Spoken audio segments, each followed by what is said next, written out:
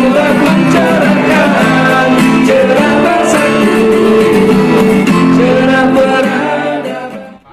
Oke, nanti balik ke situ kalau gitu ya. Ini jadi 10 orang ini ngomongin nanti habis ini. Kalau kita batasi jangan panjang-panjang ya kalau kayak gitu ya. Bismillahirrahmanirrahim. Assalamualaikum warahmatullahi wabarakatuh.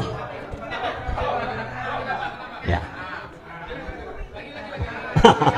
Malah di belakangin, maaf ya. Ya di sini aja lah, nanti belakangin langsung. Bicara tentang harus kita bicara tentang Saya mendapatkan Bapak Indonesia kebebasan merdeka Pak Said itu. Saya punya cerita sebenarnya, walaupun ada 15 poin yang disampaikan oleh Pak GN tadi. Ceritanya adalah fakta. Jadi ketika Jokowi dan Puan 4 bulan berkuasa pulang dari Beijing, dia langsung ke Bandung karena ada wisuda IPDN 2014 ya. Dan waktu itu masih Teten jadi KSB, dan waktu itu Teten berusaha mengumpulkan 12 tokoh Jawa Barat untuk ketemu dengan Jokowi di samping wisuda itu. Ketika itu Jokowi sedang berbunga-bunga karena ketemu Xi Jinping dan juga menceritakan begitu bagusnya Cina, sehingga dia meyakinkan kepada tokoh Jawa Barat ke-12 orang itu bahwa dia sudah melakukan perjanjian, dan dia juga minta pengertian akan membawa program-program dari Cina termasuk tenaga kerjanya. Sahabat saya Profesor Dr. Asad Warlan SH almarhum sampai marah mendengar itu. Dia jelaskan tidak mungkin itu dilakukan karena ada undang-undang tenaga kerja. Jokowi cuma senyum, lalu Acil Bimbo sampai menggebrak. Itu sama dengan penjajahan. Dan Jokowi senyum, Puan pucat pasi. Itu kisah menjelaskan betapa Jokowi itu adalah boneka dari Cina dan Xi Jinping.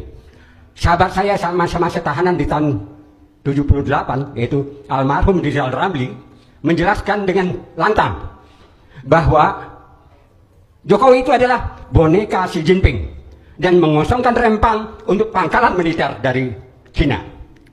Jadi Pak, ini yang tidak disinggung oleh Pak GN. Artinya apa?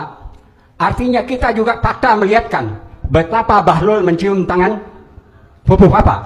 Karena Pupu Papa ini didatangi oleh Wakil Presiden Cina. Jadi kesimpulannya, Indonesia itu bukan akan dijajah, tapi sudah terjajah.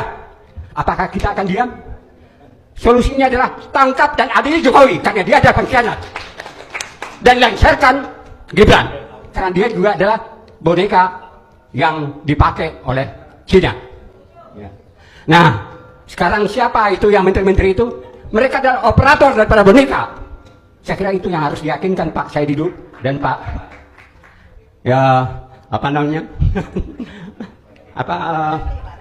maksudnya ininya Keren Cadas. Itu yang harus kita lakukan. Terima kasih. Assalamualaikum warahmatullahi wabarakatuh.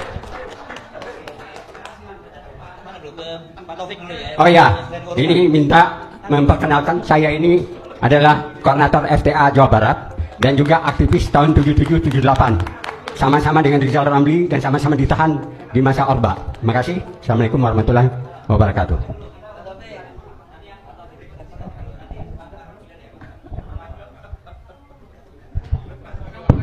Ya.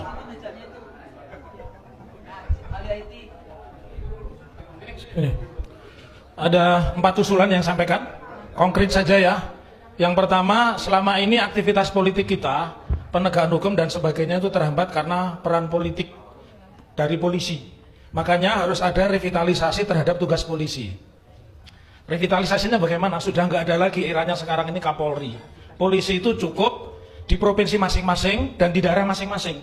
Kalaupun jenderalnya banyak, nanti jenderal bisa dibuatkan lembaga baru namanya Kapolwil. Jadi nggak perlu ada. Indonesia ini menjadi negara polisi, setiap saat di mana-mana semua menjadi urusan polisi. Karena itu harus revitalisasi polisi. Pertama, tidak ada lagi Kapolri, kepolisian ini cukup ada di tingkat provinsi, jadi nggak ada jabatan polisi jenderal, itu tidak dikenal, hanya di Indonesia ada jenderal polisi. Itu yang pertama.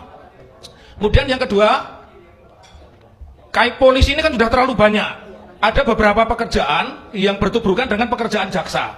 Apa? Penyidikan. Saya sering bicara di podcastnya Bang Refli. harus ada lembaga baru namanya lembaga penyidikan. Jadi penyidik polisi itu dikeluarkan dari polisi, penyidik angkatan laut dikeluarkan dari angkatan laut, penyidik militer dikeluarkan dari militer, bentuk lembaga baru namanya lembaga penyidikan.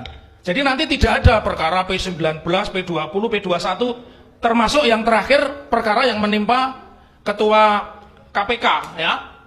Yang perkaranya jadi nggak jelas karena muaranya penyidikan itu masih dikuasai oleh kepolisian. Jadi besok itu ada lembaga baru namanya Departemen Penyidikan. Nah, penyidikan ini supaya punya kekuatan, PPATK itu diintegrasikan sebagai penyidik. Sampai hari ini PPATK itu seperti pengantar pizza. Minta data tetapi dia tidak punya kewenangan penyidikan, menangkap menahan dia tidak punya.